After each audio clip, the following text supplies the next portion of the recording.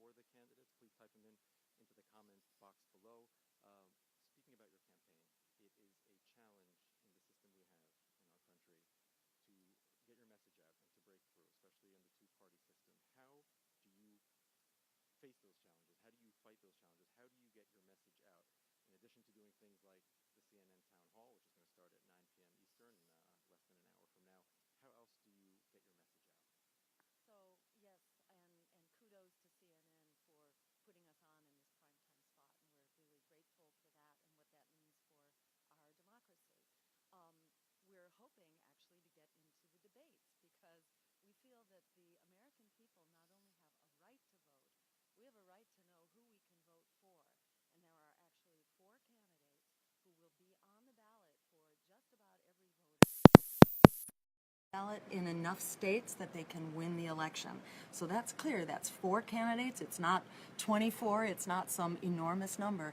There are 4 that really represent a much greater spectrum of choices that the American people are clamoring for. And I'll just say one other thing quickly. Yes, the playing field is very tilted against us as a people-powered party, not a big money or special interest-powered party. But the steep hill that we face is very much like the steep hill that everyday Americans face. The young people who are trying to get out of debt, the working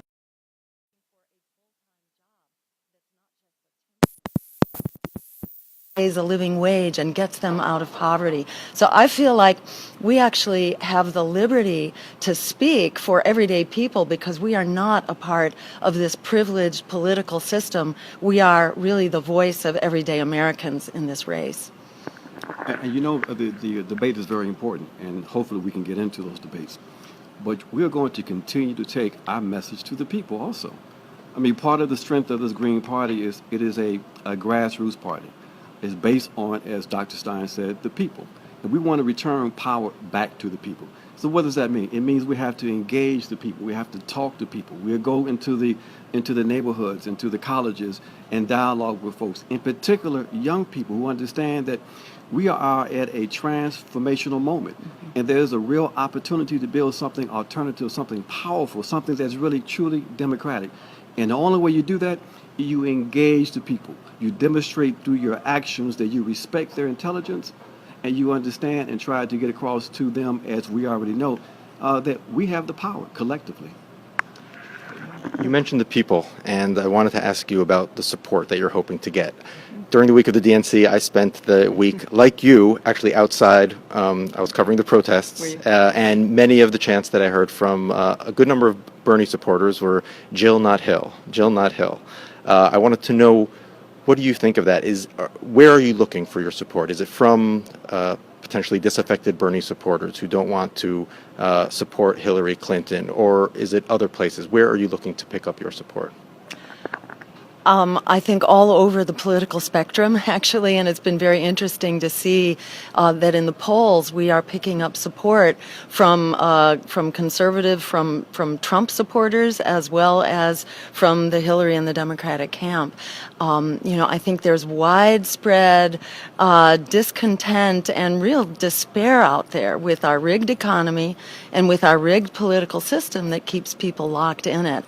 So, I was as shocked as anybody with to hear the chants of Jill Not Hill in Philadelphia, and it was especially shocking to see there was so much support inside of the convention, walking the halls of the convention with some of the press, as well as outside of the convention. And it really said to me, as Ajamu was just saying, that we are in this incredible, unprecedented, transformational moment. It's really a moment of political realignment when people are breaking up with these political parties that have basically thrown them under the bus. So this is the moment when we can stand up and I think assert the power that we do have to take our future back and make it healthy, just, and sustainable. We get to a question we have from one of our viewers who's watching now on the through the Facebook Live. What is one of the biggest misconceptions about the Green Party? Someone just posted to Facebook. Well, I think one of the biggest misconceptions is that the Green Party cannot make significant progress. That because we do uphold progressive values, and a progressive program, that automatically means that we're going to be marginalized. But as Dr. Stein just shared, at this moment, there are people who are looking for alternatives, and we want to be in a place to provide those alternatives, to provide that alternative voice. So, and I guess the other misconception is that we represent a politics of the past, where we understand the opposite.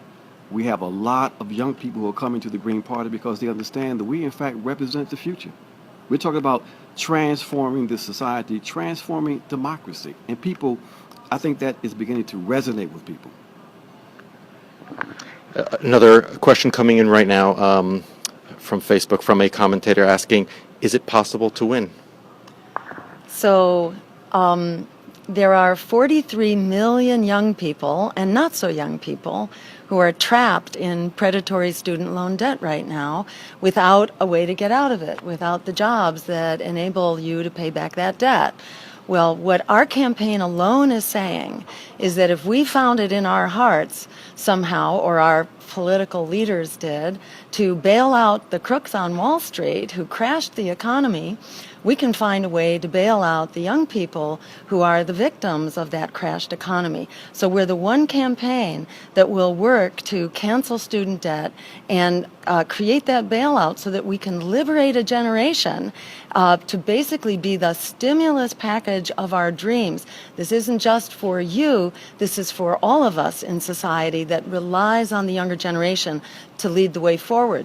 That 43 million people is enough to win a three-way presidential race. So when they tell you that we're marginal or that we can't win, I would say just remember the power of young people to mobilize and to get the word out on the internet and to let people know that young people can actually come out in this race and take over this election and win it for justice for students, justice for free public higher education, justice for the jobs that we need, racial justice, and an agenda of peace that we all desperately need going forward if we're going to have a world that we can all survive in.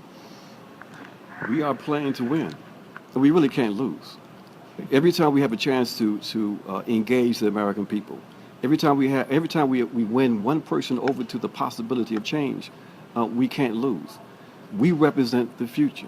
Now, we want people to come out and vote. We want to build this party and build this movement.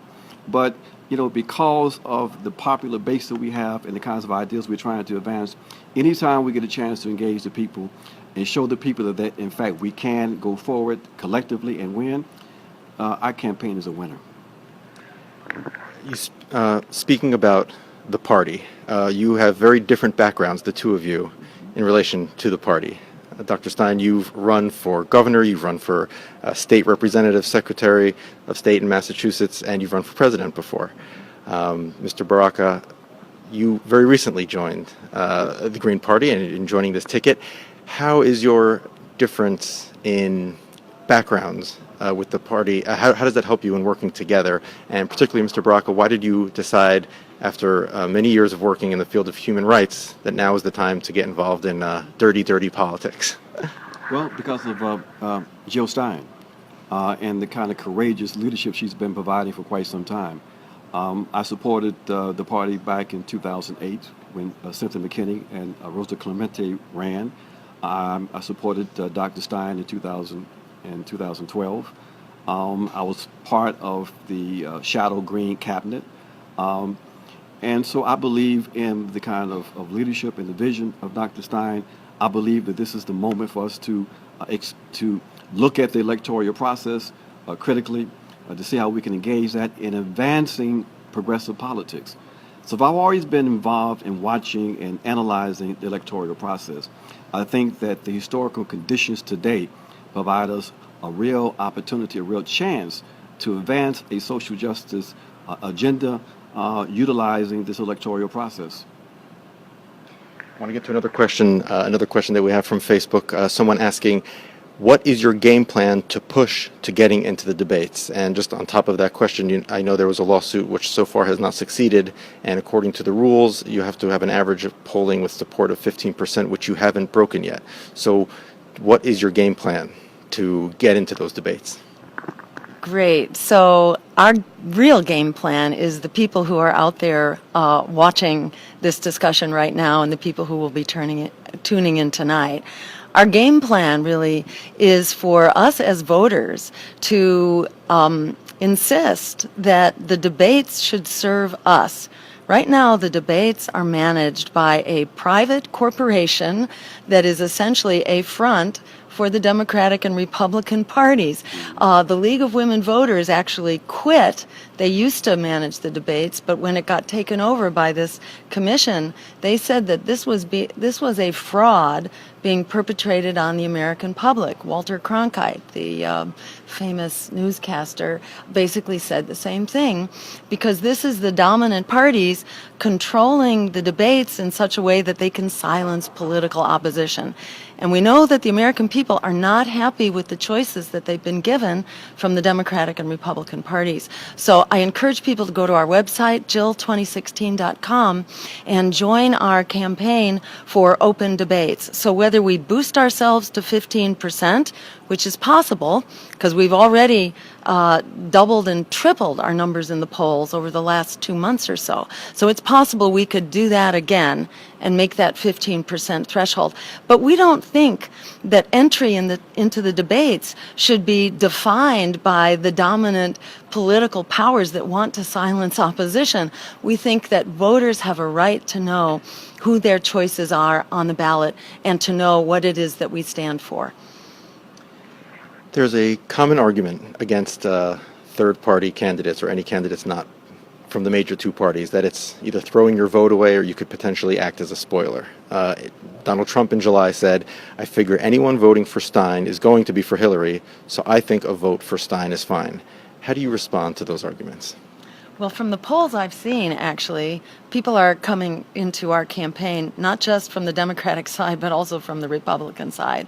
And former Trump supporters are actually supporting us because, as you know, many Trump supporters are mainly opponents of Hillary, and they've only had one place to oppose Hillary, but they would rather not support Donald Trump because these are the most disliked and untrusted candidates in the history of our presidential elections. So people are really looking for something else. And, you know, definitely the establishment is trying to shut us down. They do not like our campaign. I'm a very inconvenient truth to the Hillary Clinton campaign because, you know, here's a woman who actually has a progressive agenda and a feminist agenda. Hillary may talk the talk, but her walk does not actually support that feminist agenda. So we're an inconvenient truth. They're trying to shut down the dialogue before it's begun. We still have about 3 months before the election. Let's let this dialogue go forward. Instead of splitting the vote, we could wind up flipping the vote so that we, the people who are the underdogs in the political system, could become the top dogs in an equitable and just economic and political system that actually serves us all. And then one more question coming in from Facebook. How will either of you help the middle class? What are your concrete plans for helping the middle class? Dr. Stein and the campaign have laid out a very ambitious and we think achievable plan to address the issue, for example, of jobs.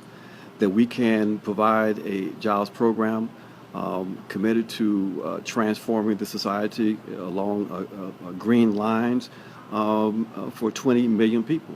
We believe that we could stop the deterioration of this economy. We believe that with our policies we will reverse that and we would be in a position to reverse the real deterioration that's taken place in this economy over the last 2 decades. And you may know that right now we have an incredibly insecure economy. And the jobs that have come back since the Wall Street crash of 2008 are largely part-time, low-wage, temporary jobs. So we're seeing more and more people who were middle class moving down the economic ladder right now. We have a whole generation of young people who are in debt or they can't afford to go to college. So education has become a real middle-class issue. It creates debt that this generation can never get out of. Healthcare costs are skyrocketing. 1 out of every 3 Americans even though they have health insurance, cannot afford to use it because there are all kinds of holes in so-called Obamacare. So there are just many basic policies that we will provide. Medicare for all health insurance that covers everyone, whether you're employed or not.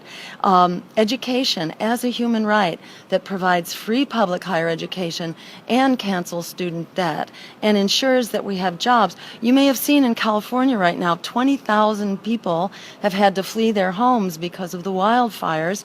Many thousands of people are having to flee their homes because of the flooding in Louisiana. So climate has become an everyday middle class issue as well. People are suffering from the heat waves as well. So by being the only campaign that will achieve 100% clean renewable energy by 2030 in time to actually solve this crisis and prevent climate catastrophe, we're serving everyone, rich and poor and middle class alike, and we're the only ones who have the freedom to stand up and do it.